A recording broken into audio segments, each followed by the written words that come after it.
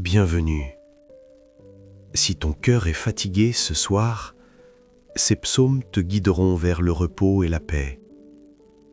Tu peux simplement t'installer et laisser ces paroles t'accompagner, que tu les écoutes ou que tu te laisses bercer. Commençons par un psaume fondamental, un psaume qui pose la base du repos intérieur, la sécurité et la confiance. Le psaume 23.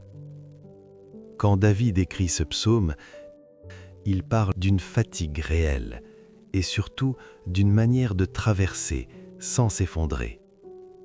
Écoutons ce psaume. L'Éternel est mon berger, je ne manquerai de rien. Il me fait reposer dans de verts pâturages. Il me dirige près des eaux paisibles. Il restaure mon âme. Il me conduit dans les sentiers de la justice à cause de son nom. Quand je marche dans la vallée de l'ombre de la mort, je ne crains aucun mal, car tu es avec moi. Ta houlette et ton bâton me rassurent. Tu dresses devant moi une table, en face de mes adversaires. Tu oins d'huile ma tête, et ma coupe déborde. Oui, le bonheur et la grâce m'accompagneront tous les jours de ma vie, et j'habiterai dans la maison de l'Éternel jusqu'à la fin de mes jours. Dans ce psaume, quelque chose se met en place doucement pour traverser la vie sans s'effondrer sous la fatigue. Tout commence par le repos. Il me fait reposer, il me dirige vers des eaux paisibles. Et dans ce repos, quelque chose se restaure. Il restaure mon âme. Le repos n'efface pas les chemins difficiles. La vallée de l'ombre de la mort existe toujours. Mais au cœur de cette vallée, tu es là. Tu es avec moi. Je ne crains aucun mal. Le psaume ne nie pas la fatigue, ni la difficulté. Il montre comment traverser sans s'effondrer. Quand David dit « L'Éternel est mon berger », c'est comme s'il disait « Je ne suis pas seul à porter ma vie ». Le berger guide, il protège, il ralentit le troupeau, il sait quand il faut s'arrêter. Ce psaume nous apprend que le repos n'est pas une faiblesse, c'est une direction. La fatigue n'est pas un échec, c'est parfois un signal qui invite à s'arrêter ou à emprunter un chemin plus paisible. La révélation clé de ce psaume est simple. Tu n'as pas besoin d'avoir la force, tu as besoin d'être conduit. Et dans cette conduite, tu es gardé. Le repos devient possible. Le repos ne vient pas quand tout va bien, il vient quand on accepte de ne plus avancer seul et de se laisser conduire vers un rythme plus paisible, parfois simplement pour s'arrêter. Si tu te sens fatigué en ce moment, émotionnellement ou physiquement, tu peux simplement laisser ces mots se diffuser en toi. À l'inspiration, le repos s'installe. À l'expiration, mon âme se restaure. Doucement, le repos s'installe. Mon âme se restaure. Parfois, même après avoir goûté à la sécurité et à la confiance, l'agitation de l'esprit peut venir troubler le repos. Il existe un psaume pour ces moments-là, le psaume 4. Il a été écrit dans un moment où l'esprit est troublé. David y est attaqué, déstabilisé, et pourtant, il se termine par une phrase très forte. « Je me couche et je m'endors en paix ». Écoutons ce psaume. Quand je crie, réponds-moi, Dieu de ma justice. Quand je suis dans la détresse, délivre-moi. Aie pitié de moi, écoute ma prière. Fils des hommes, jusqu'à quand ma gloire sera-t-elle outragée? Jusqu'à quand aimerez-vous la vanité, chercherez-vous le mensonge? Sachez que l'Éternel s'est choisi un homme pieux. L'Éternel entend quand je crie à lui. Tremblez et ne péchez point. Parlez dans vos cœurs sur votre couche, puis taisez-vous. Offrez des sacrifices de justice et confiez-vous à l'Éternel. Plusieurs disent, qui nous fera voir le bonheur? Fais lever sur nous la lumière de ta face, ô Éternel. Tu mets dans mon cœur plus de joie qu'ils n'en ont quand abondent leur froment et leur vin. Je me couche et je m'endors en paix, car toi seul, ô Éternel, tu me donnes la sécurité dans ma demeure. Dans ce psaume, quelque chose se met en place doucement pour permettre à l'esprit agité de s'apaiser et ouvrir un chemin vers le repos. D'abord, il y a l'esprit agité, la détresse. David crie, il se sent attaqué, il est troublé intérieurement. Ensuite vient le recentrage. Il parle à son cœur, il se tait, il se confie. Et enfin, la paix. Pas parce que tout est réglé, mais parce qu'il choisit la confiance. La paix vient après le silence intérieur. Ce psaume nous montre comment le repos peut naître. Quand l'esprit est agité, on rumine, on rejoue les scènes, on anticipe. David ne suit pas ce mouvement. Il ne nourrit pas l'agitation. Il ne cherche pas à tout comprendre. Il dit « Parlez dans vos cœurs sur votre couche, puis taisez-vous ». Il reconnaît l'agitation. Il dépose ce qui l'encombre. Il confie ce qui pèse, puis il choisit le silence. Le sommeil commence souvent là. La révélation clé de ce psaume est simple. Le repos ne vient pas quand tout est compris. Il vient quand on accepte de déposer ce qu'on ne contrôle pas. Si ton esprit est agité ce soir, confie ce qui te pèse et laisse ces mots se déposer doucement en toi. À l'inspiration, tu mets dans mon cœur plus de joie.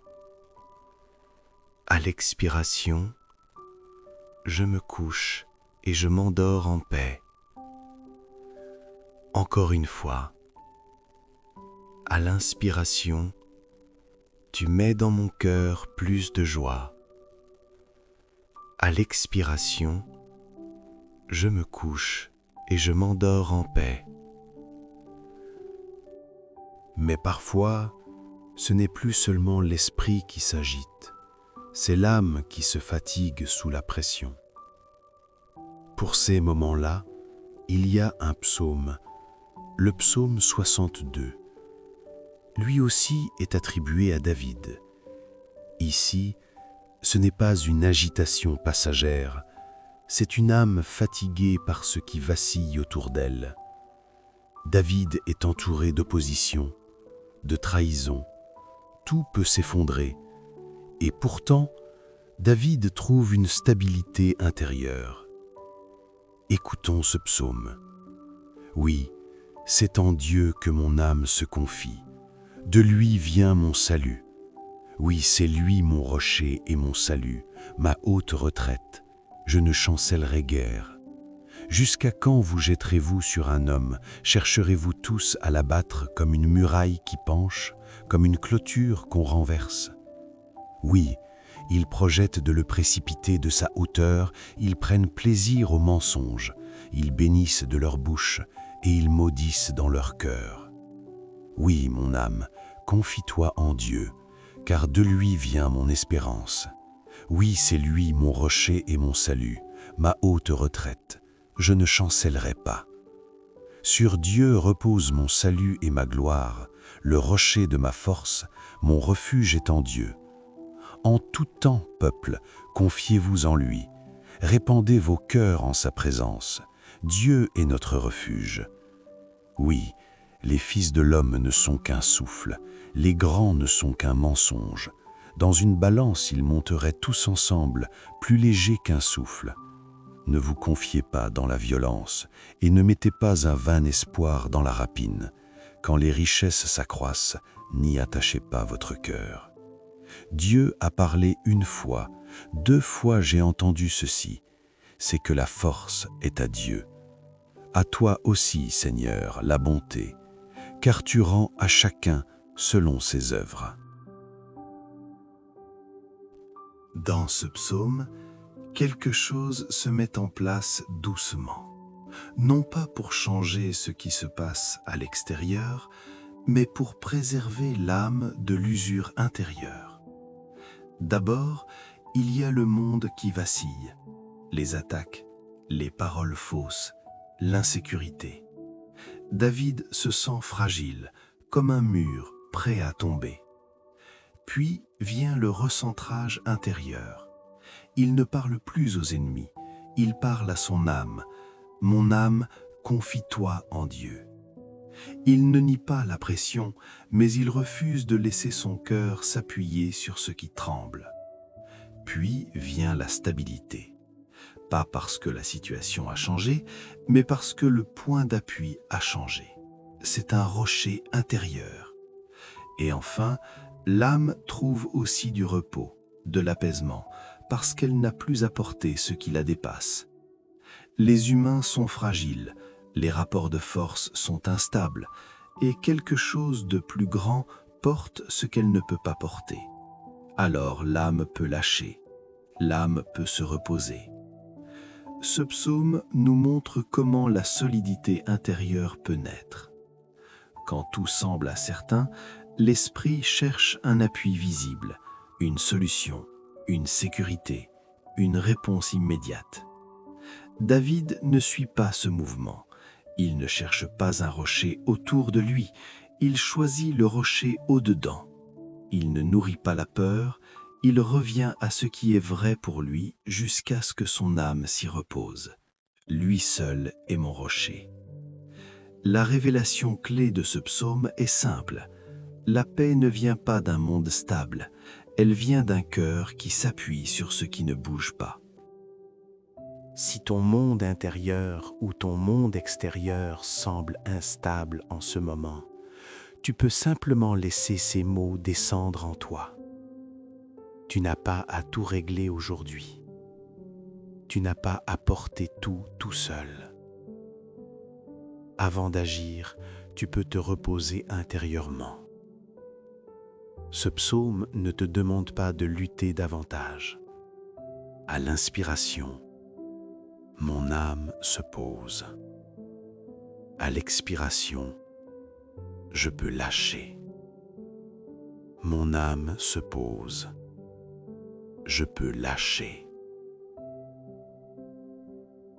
Au-delà de la pression et de l'injustice, il existe une autre fatigue, non plus celle de la lutte et de l'usure de l'âme, mais celle du manque. Une fatigue plus silencieuse, celle du cœur. Le psaume 42 nous conduit là. Ce n'est pas un conflit extérieur qui domine, c'est un manque intérieur, une absence, une soif. Un psaume né quand le cœur se sent loin, vide, nostalgique d'une présence qu'il a déjà connue. Et pourtant, au cœur de cette tristesse, une phrase revient, comme un fil de lumière. Mon âme espère. Écoutons ce psaume. Comme une biche soupire après des courants d'eau, ainsi mon âme soupire après toi. Mon âme a soif d'une présence vivante. Quand irai-je et paraîtrai-je devant Dieu? Mes larmes sont ma nourriture, jour et nuit, pendant qu'on me dit sans cesse « Où est ton Dieu ?» Je me rappelle avec effusion de cœur, quand j'avançais entouré de la foule et que je marchais à sa tête vers la maison de Dieu, au milieu des cris de joie et d'actions de grâce. Pourquoi t'as battu, mon âme, et gémis-tu au-dedans de moi? Espère. Mon âme est abattue au-dedans de moi, aussi c'est à toi que je pense. L'abîme appelle l'abîme au bruit de tes ondées. Toutes tes vagues et tous tes flots passent sur moi. Le jour, une bonté m'est accordée. La nuit, un chant m'accompagne. Pourquoi t'abattus, mon âme, et gémis-tu au-dedans de moi? Espère. Dans ce psaume, quelque chose se met en place doucement pour traverser une saison de manque. D'abord, il y a la soif, le manque, le vide, le souvenir de jours meilleurs. L'âme ne se sent pas bien, elle pleure, elle se sent loin de la joie. Puis vient un mouvement très doux. L'auteur ne nie pas sa tristesse, il ne se force pas à aller bien. Il se parle. Pourquoi t'as battu mon âme? Il observe ce qui se passe en lui sans s'y noyer. Et au milieu du flot des émotions, il dépose une graine. Espère. Pas une certitude immédiate, pas une solution rapide, mais une direction intérieure. Ce psaume nous montre comment traverser les moments de baisse intérieure. Quand le cœur est lourd, on peut croire que quelque chose en nous est cassé, mais parfois, c'est simplement l'âme qui traverse une saison sèche. L'auteur ne combat pas la tristesse et le manque par la force, il ne la fuit pas, il lui parle doucement, il laisse la soif exister, mais il ne la laisse pas devenir son identité. La révélation clé de ce psaume est simple. Même quand la joie n'est plus ressentie, l'espérance peut rester vivante. Si ton cœur est lourd en ce moment, tu peux simplement laisser ces mots se déposer en toi. À l'inspiration, mon âme traverse ce qui vient. À l'expiration, je laisse passer. À l'inspiration, il y a encore une source. À l'expiration, une graine d'espoir demeure en moi. Avec le psaume suivant, le paysage intérieur change. Ce n'est plus le manque qui est au centre, mais un espace où l'âme peut s'abriter. Là, quelque chose peut se relâcher. Le psaume 91 nous conduit là. Ici, on ne cherche plus à lutter, on apprend à demeurer, comme sous un abri, protégé, comme enveloppé, là où l'âme peut enfin se poser et se reposer un moment. Une sécurité qui ne nie pas les dangers, ni les peurs, mais qui les traverse, en demeurant à l'abri. Au cœur des menaces évoquées, une image domine, celle d'un refuge, une présence qui couvre, un lieu intérieur où le repos devient possible. Écoutons ce psaume. Celui qui demeure sous l'abri du Très-Haut repose à l'ombre du Tout-Puissant. Je dis à l'Éternel, mon refuge et ma forteresse, mon Dieu en qui je me confie. Car c'est lui qui te délivre du filet de l'oiseleur, de la peste et de ses ravages. Il te couvrira de ses plumes, et tu trouveras un refuge sous ses ailes. Sa fidélité est un bouclier et une cuirasse. Tu ne craindras ni les terreurs de la nuit, ni la flèche qui vole de jour, ni la peste qui marche dans les ténèbres, ni la contagion qui frappe en plein midi. 1000 tomberont à ton côté et 10 000 à ta droite. Tu ne seras pas atteint. Car tu es mon refuge, ô Éternel. Tu fais du Très-Haut ta retraite. Aucun malheur ne t'arrivera, aucun fléau n'approchera de ta tente. car il ordonnera à ses anges de te garder dans toutes tes voies. Ils te porteront sur les mains, de peur que ton pied ne heurte contre une pierre. Puisqu'il m'aime, je le délivrerai, je le protégerai, puisqu'il connaît mon nom. Il m'invoquera, et je lui répondrai. Je serai avec lui dans la détresse, je le délivrerai, et je le glorifierai. Je le rassasierai de longs jours, et je lui ferai voir mon salut. Dans ce psaume, quelque chose se met en place doucement pour installer un sentiment profond de sécurité intérieure. D'abord, il y a la réalité des dangers, la nuit, les maladies, les menaces invisibles, les peurs que l'on porte parfois sans les nommer. Le psaume ne dit pas que le monde est sans risque, il dit qu'il existe un lieu intérieur de protection. Puis vient le déplacement du regard. Au lieu de fixer les dangers, l'attention se tourne vers l'abri. Celui qui demeure sous l'abri. Ce n'est pas une fuite du monde, c'est un choix de position intérieure. Habiter un espace de confiance. Revenir encore et encore à un lieu sûr en soi. Et peu à peu, la peur perd de sa force. Pas parce que tout est sous contrôle, mais parce qu'un sentiment de protection s'installe. Ce psaume nous montre comment naît la sécurité intérieure. Quand l'esprit anticipe les pires scénarios, ou quand il traverse des situations difficiles, quand l'inquiétude imagine 1000 dangers, ou quand les menaces sont bien réelles, on peut doucement revenir à cette image. Un abri, une couverture, un refuge. La révélation clé de ce psaume est simple. La sécurité ne vient pas de l'absence de danger. Elle vient de la conscience d'être porté, protégé intérieurement. Si ton esprit est préoccupé ou inquiet en ce moment, tu peux simplement laisser ces mots t'accompagner. À l'inspiration, je suis sous un abri. À l'expiration, je relâche. À l'inspiration, je suis protégé intérieurement. À l'expiration, je laisse la peur s'éloigner. Je suis sous un abri, je relâche.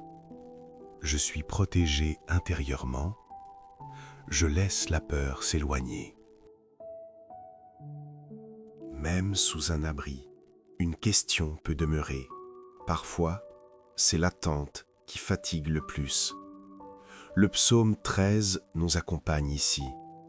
Ce psaume est aussi attribué à David. C'est l'un des psaumes les plus courts, mais aussi l'un des plus humains.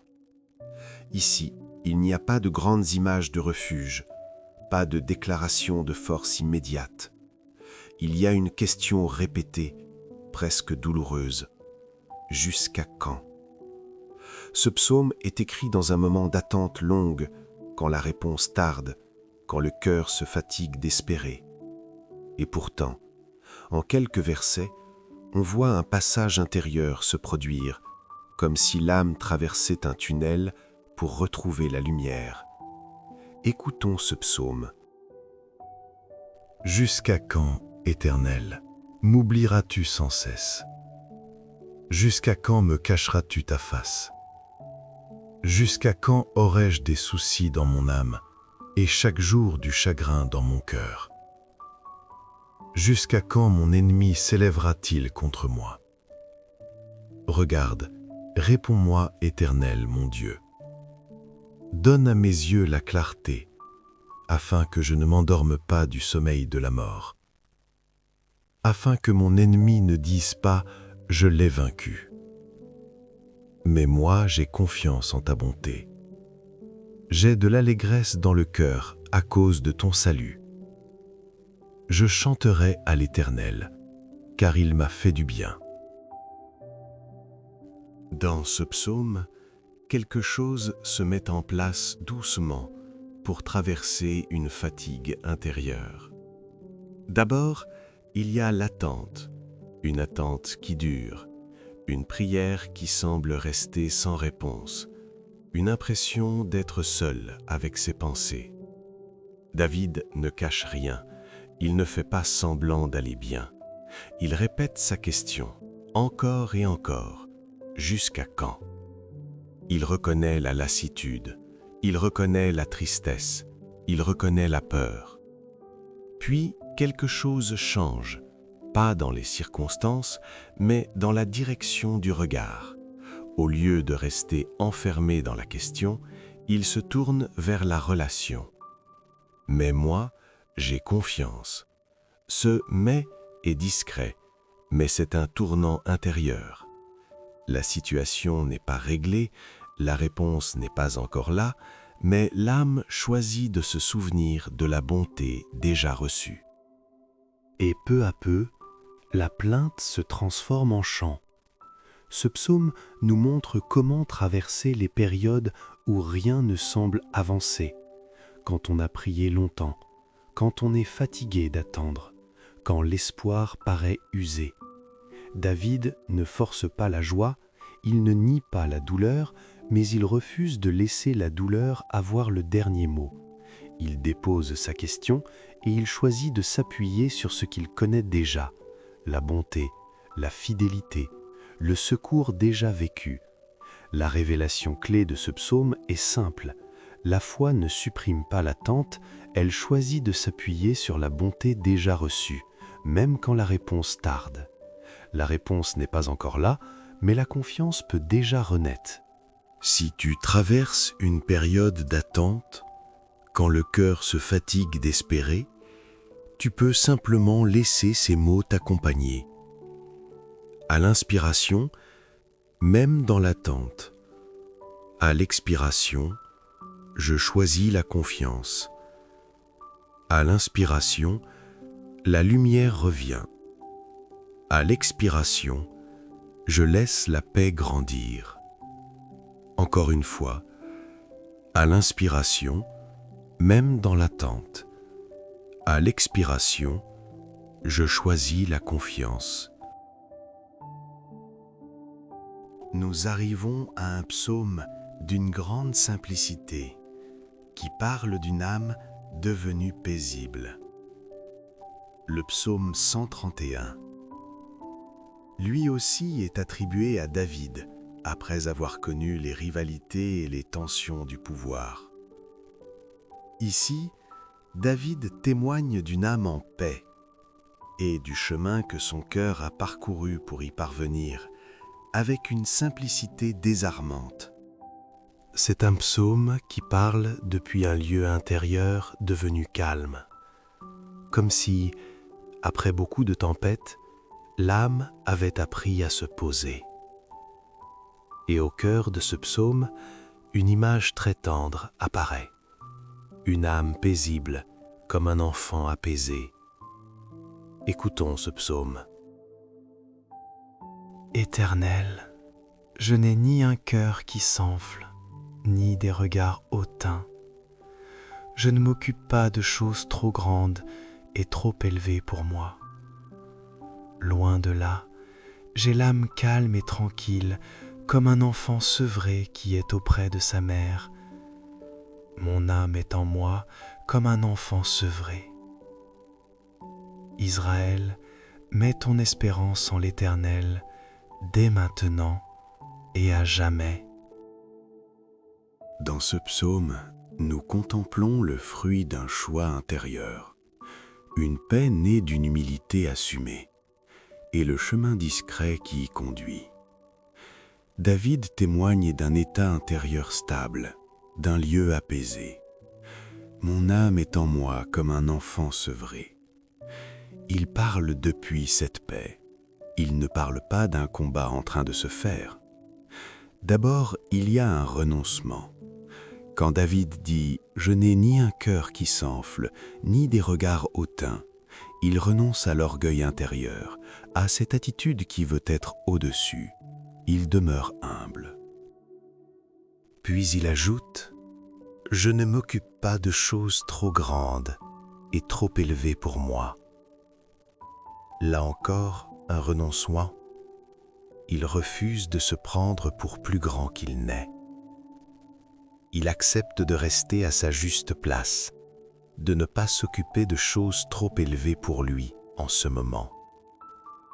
Puis vient cette image magnifique. Mon âme est calme et tranquille, comme un enfant sevré. Un enfant sevré ne réclame plus, il repose, il est simplement là. Ce psaume nous montre à quoi ressemble la paix profonde.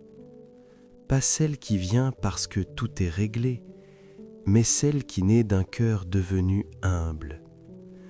Celle qui s'enracine quand on dépose l'orgueil, quand on relâche cette tension intérieure qui veut se hisser au-dessus, quand on accepte de rester à sa juste mesure.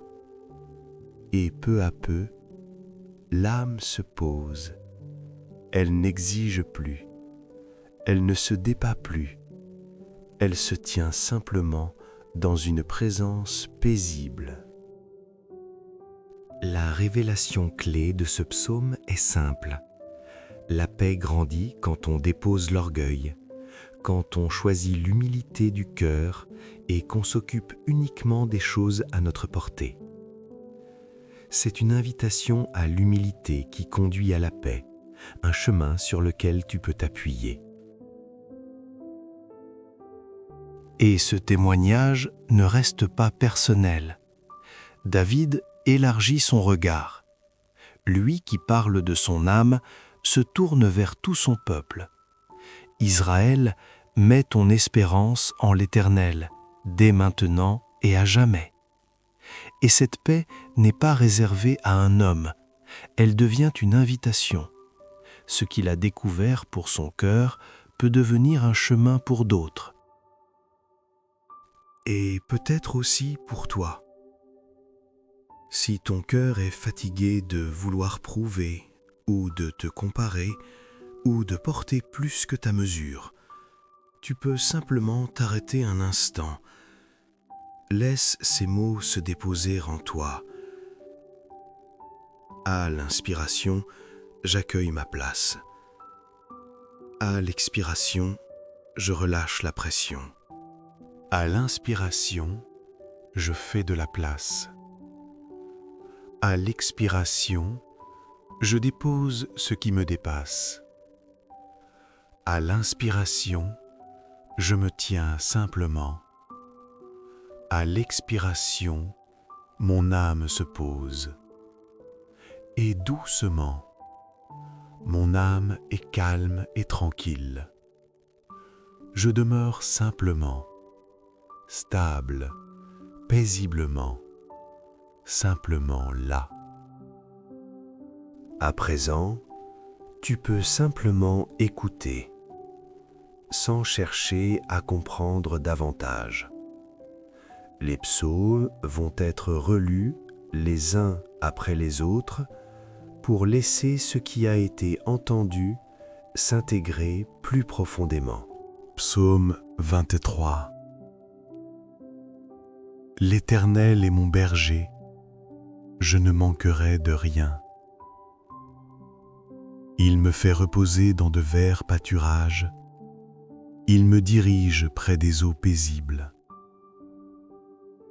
Il restaure mon âme, il me conduit dans les sentiers de la justice, à cause de son nom.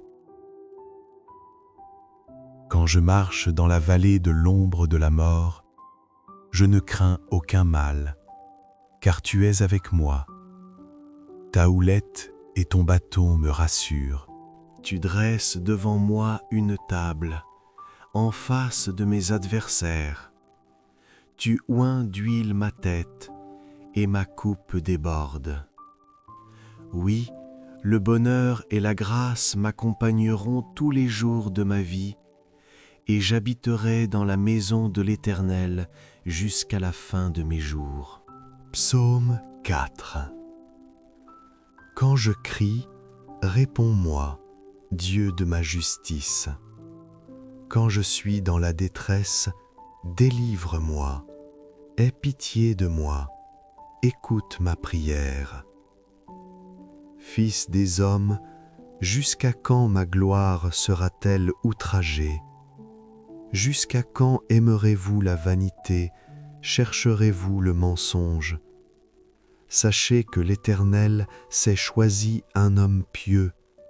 L'Éternel entend quand je crie à lui. Quand je crie, réponds-moi, Dieu de ma justice. Quand je suis dans la détresse, délivre-moi, aie pitié de moi, écoute ma prière. Fils des hommes, jusqu'à quand ma gloire sera-t-elle outragée? Jusqu'à quand aimerez-vous la vanité, chercherez-vous le mensonge?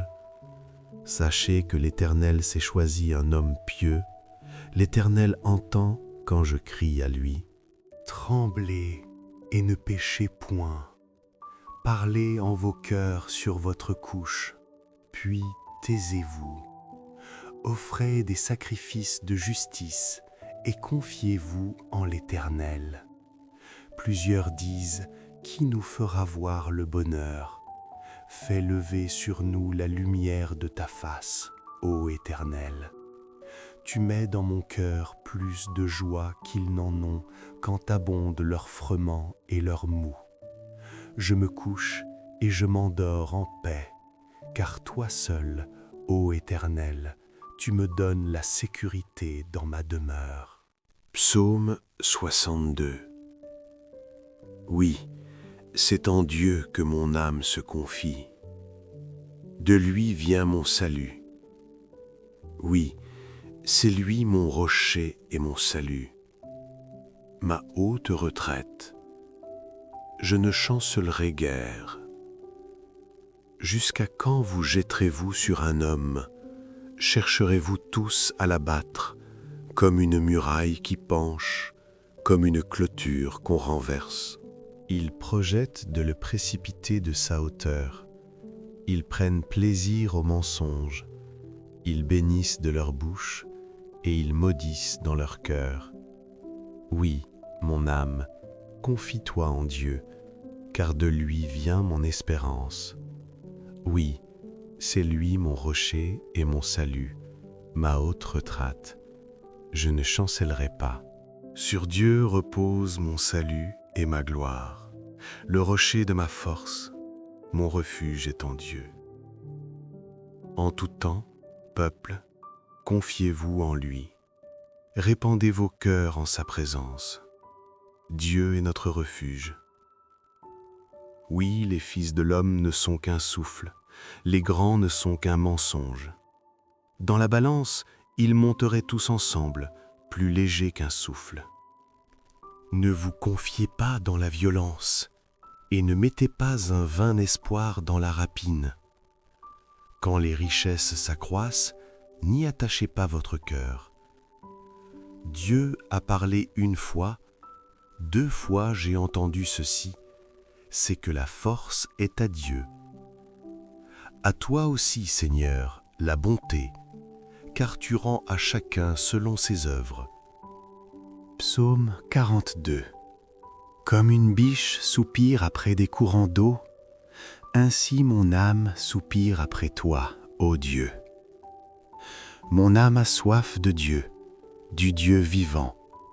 Quand irai-je et paraîtrai-je devant la face de Dieu? Mes larmes sont ma nourriture jour et nuit, pendant qu'on me dit sans cesse, « Où est ton Dieu ?» Je me rappelle avec effusion de cœur quand je marchais entouré de la foule et que je m'avançais à sa tête vers la maison de Dieu, au milieu des cris de joie et de reconnaissance d'une multitude en fête. Pourquoi t'as-tu mon âme et gémis-tu au-dedans de moi? Espère en Dieu, car je le louerai encore, il est mon salut et mon Dieu. Mon âme est abattue au-dedans de moi, aussi c'est à toi que je pense, depuis le pays du Jourdain, depuis l'Hermon, depuis la montagne de Mitsehar. Un flot appelle un autre flot au bruit de tes ondées. Toutes tes vagues et tous tes flots passent sur moi. Le jour, l'Éternel m'accordait sa grâce. La nuit, je chantais ses louanges. J'adressais une prière au Dieu de ma vie. Je dis à Dieu, mon rocher, pourquoi m'oublies-tu? Pourquoi dois-je marcher dans la tristesse, sous l'oppression de l'ennemi? Mes os se brisent quand mes persécuteurs m'outragent, en me disant sans cesse, où est ton Dieu? Pourquoi t'as battu mon âme et gémis-tu dedans de moi? Espère en Dieu, car je le louerai encore. Il est mon salut et mon Dieu. Psaume 91. Celui qui demeure sous l'abri du Très-Haut repose à l'ombre du Tout-Puissant. J'ai dit à l'Éternel, mon refuge et ma forteresse, mon Dieu en qui je me confie. Car c'est lui qui te délivre du filet de l'oiseleur, de la peste et de ses ravages. Il te couvrira de ses plumes et tu trouveras un refuge sous ses ailes. Sa fidélité est un bouclier et une cuirasse. Tu ne craindras ni les terreurs de la nuit, ni la flèche qui vole de jour, ni la peste qui marche dans les ténèbres, ni la contagion qui frappe en plein midi. Que 1000 tombent à ton côté et 10 000 à ta droite, tu ne seras pas atteint. De tes yeux seulement tu regarderas et tu verras la rétribution des méchants. Car tu es mon refuge, ô Éternel, tu fais du Très-Haut ta retraite. Aucun malheur ne t'arrivera, aucun fléau n'approchera de ta tente, car il ordonnera à ses anges de te garder dans toutes tes voies. Ils te porteront sur les mains, de peur que ton pied ne heurte contre une pierre. Tu marcheras sur le lion et sur l'aspic, tu fouleras le lionceau et le dragon. Puisqu'il m'aime, je le délivrerai, je le protégerai, puisqu'il connaît mon nom. Il m'invoquera, et je lui répondrai. Je serai avec lui dans la détresse, je le délivrerai, et je le glorifierai. Je le rassasierai de longs jours, et je lui ferai voir mon salut. Jusques à quand, Éternel, m'oublieras-tu sans cesse? Jusques à quand me cacheras-tu ta face? Jusques à quand aurai-je des soucis dans mon âme et chaque jour des chagrins dans mon cœur? Jusques à quand mon ennemi s'élèvera-t-il contre moi? Regarde, réponds-moi, Éternel mon Dieu. Donne à mes yeux la lumière, afin que je ne m'endorme pas du sommeil de la mort, afin que mon ennemi ne dise pas « Je l'ai vaincu » et que mes adversaires ne se réjouissent pas si je chancelle. Moi, j'ai confiance en ta bonté. J'ai de l'allégresse dans le cœur à cause de ton salut. Je chante à l'Éternel, car il m'a fait du bien. Éternel, je n'ai ni un cœur qui s'enfle, ni des regards hautains. Je ne m'engage pas dans des choses trop grandes et trop élevées pour moi. J'ai l'âme calme et tranquille, comme un enfant sevré qui est auprès de sa mère. J'ai l'âme comme un enfant sevré. Israël, mets ton espoir en l'Éternel, dès maintenant et à jamais.